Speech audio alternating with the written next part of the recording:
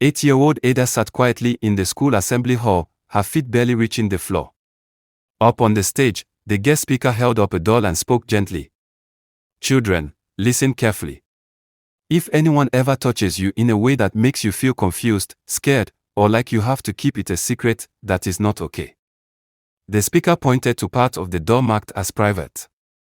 If anyone touches you in these places, even if it's your father, mother, uncle, teacher, or pastor, it's wrong. And you must tell someone you trust. Ada's breath caught in her throat. Her small hand began to tremble. She blinked hard, but the tears still came, filling her wide, frightened eyes. She hugged herself tightly and whispered so only she could hear. But that's what Uncle Jide did. Amara sat at the dining table, her fingers massaging her aching temples as she stared at Ada's report card. The red marks blurred before her tired eyes. Chidi walked in from work, his tie hanging loose around his neck. He took one look at the paper in her hand and frowned. Again, he muttered, frustration edging his voice. But we've been helping her. Amara let out a heavy sigh, her heart sinking. Help isn't enough, she said softly. She's struggling. She needs someone who can really sit with her, guide her. She really needs extra classes. Can we please get her a tutor? That night, after the dishes were done and Ada was tucked into bed, Amara picked up her phone. Her fingers hesitated over the keyboard before she finally typed into the church WhatsApp group. Good evening, family. Please, does anyone know a good math tutor for an 8-year-old? We really need some help. Recommendations would mean so much. Thank you. The next day, Amara's phone buzzed with a message. Try Brother Jide, it read. He helped my twins last time. Excellent tutor. God-fearing too. The recommendation came from Mommy Gio herself, someone everyone trusted without question. So, Amara and Chidi didn't think twice. Brother Jide arrived that Thursday afternoon. He was tall, neatly dressed, his smile warm and constant. Oh, Ada, he beamed as he stepped inside. You must be the genius I've been hearing so much about. Ada giggled, shy and a little nervous. Chidi chuckled too. She needs all the help she can get, he said. Jide came prepared, a small whiteboard, colorful markers, stacks of math flashcards. He spoke with energy and care. I believe in structure, he said, serious but kind. Routine, patience, and lots of encouragement. By their second lesson, he was already calling Ada my star girl. It started small. Innocent, even. Come closer, he'd say with a playful grin. I need to see your writing properly. Then. Sit on my lap, let me help you guide your hand. Ada felt uneasy, but he was Brother Jide. Smiling, trusted. An adult. A worker in their church. So she stayed quiet. Sometimes when she got a question wrong, he would poke her sides, making her squirm with uncomfortable laughter. Just a little punishment, he would say, laughing along. And when she answered correctly, he would hug her, too long, too tight. Ada didn't have the words to explain it. She only knew that something inside her felt wrong, strange, like a dark cloud growing quietly in her chest. To Amara and Chidi, Brother Jide was nothing short of a blessing. I see real improvement, Chidi said one evening, studying Ada's latest homework with a proud smile. And she's opening up to him, Amara added, her heart lighter than it had been in months. She used to be so moody about anything math-related. They never once stayed in the room during her lessons. Why would they? He was trusted, a member of their church, always polite, always respectful. He spoke well, carried himself with dignity. There seemed to be no reason to worry. But then, little by little things began to change. At first, it was things easy to brush aside. Ada no longer ran to greet her father when he got home. Ada, their bright and lively girl, grew quieter. She flinched when touched, even by her own mother. Her laughter, once quick and loud, became rare, a brittle, careful thing. Then, Ada became unusually clingy, wrapping her arms around Amara's waist in crowded places, refusing to attend birthday parties or sleepovers she used to look forward to with sparkling excitement. Then came the nights. The screams. She would wake up trashing, soaked in sweat, her small body trembling with fear. When Amara and Chidi rushed into her room, she would murmur in broken, sleepy whispers. "I'm sorry. I didn't mean to, please don't tell." Amara tried to convince herself it was just school stress. Chidi shrugged it off, thinking it was simply a passing phase, something she would outgrow. But then the bedwetting started. Ada, dear Ada, who had been proudly dry for years, began to wet the bed almost every other night. Ashamed, she tried to hide it, stuffing the damp, heavy sheets under her mattress, hoping no one would notice. They scolded her, frustrated and confused, not understanding the silent storm raging inside their little girl. But deep down, a silent worry began to gnaw at Amara's heart. Something was wrong. Terribly wrong. At school, Ada's teacher began to notice. She would stare out the window during lessons, lost in a world far away. When asked a question, she would blink, confused, as if she had forgotten where she was. Her drawings changed too. The cheerful rainbows and bright flowers disappeared. In their place were shadowy figures with angry faces, towering walls, and locked doors.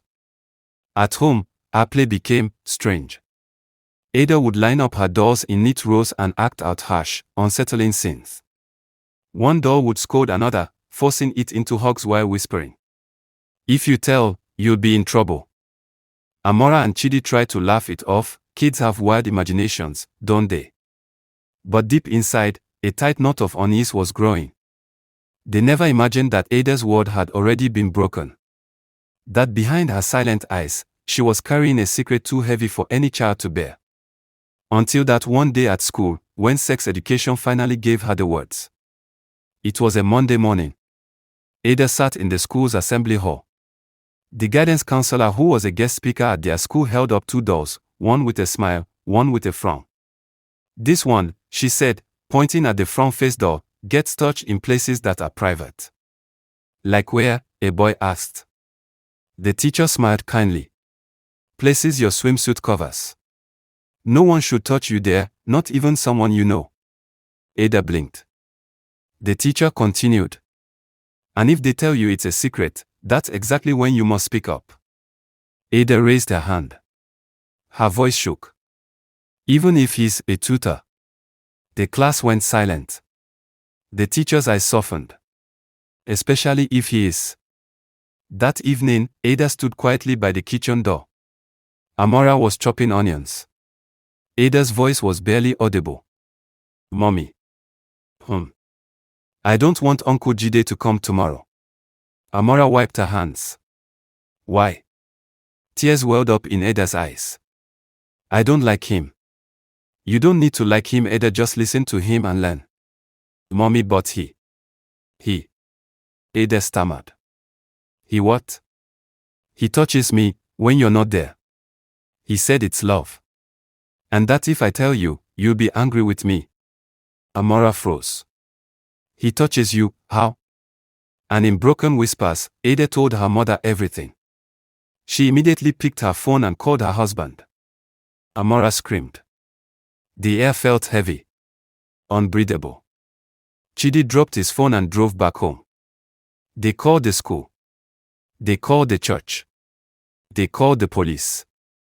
But when they went to Jide's apartment that night, he was gone. News spread fast. Their neighbor, Ronk, heard the whispers during school pickup. "Uncle Jide. He's Ada's tutor, right?" He was. Until yesterday. Something terrible. Ronk stopped listening. Her heart sank like a stone. "He tutors my son, Deo, too," she whispered, horror flooding her voice. Without thinking, she ran, bursting through her front door to find Deo curled up in a corner, hugging his knees. She dropped to her knees beside him, her voice shaking. "Baby, did he touch you too?" Deo looked away, his small body stiff with fear. Then, in a voice so soft it barely made it to her ears, he whispered, "Yes, Mommy." Tears blurred Ronk's vision, but she held him tight. She would protect him now. She would not fail him. That same day, the two families, Amara and Chidi, Ronk and her husband, marched together to the police station. They filed an official report, their hands trembling but their resolve fierce. An alert was issued immediately. Hours later, Amara's phone rang. "He's trying to cross into Cotonou," the officer said urgently. "We've sent men after him." At the border, Jide stood with a calm, practiced smile, passport in hand. Until two plainclothes officers closed in from behind and grabbed him. The smile disappeared. The courtroom was packed, a heavy, tense silence hanging over everyone. Journalists, activists, parents, teachers, all gathered to watch. Jide stood at the front, handcuffed, head bowed, no trace of the charm he once wore like armor. Ada entered the courtroom, clutching her worn teddy bear. Her steps were small but steady as she made her way to the witness stand. She looked tiny up there. But when she spoke, her voice carried across the room, clear and strong. "He told me it was a secret. But I know now it was wrong. I was scared. But my mommy says I don't have to be scared anymore." Murmurs rippled through the courtroom. Then it was Deo's turn.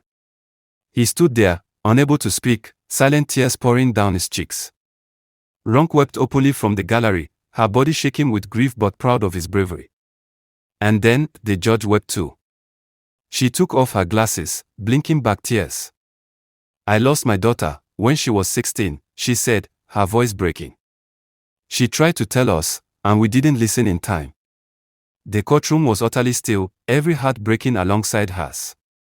"This case is personal," she said, her voice firm now. "It will be the last child you harm. 24 years imprisonment. With hard labor." The gavel dropped with a sharp, final crack. Justice was served.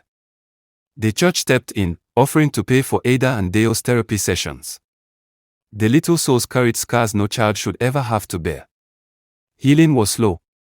Hard. But it came surely. Their parents found comfort in a support group, other families who understood their pain without needing words. And they made a choice, they would not stay silent. Now, Amara, Chidi, Ronk, and others travel to schools, churches, and parent meetings, sharing their story, warning others. "Sex education saved our daughter's life," Amara says every time. "Don't wait. Don't assume.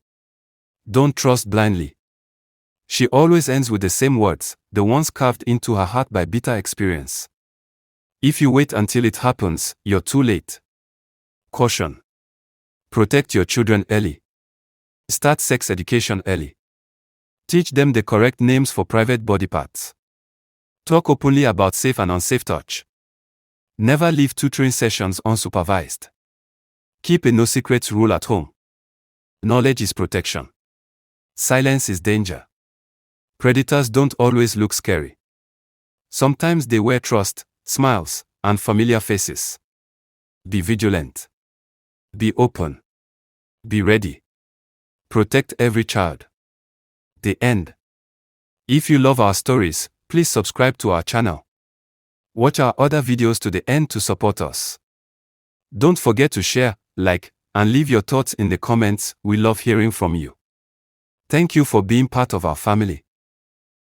I love you.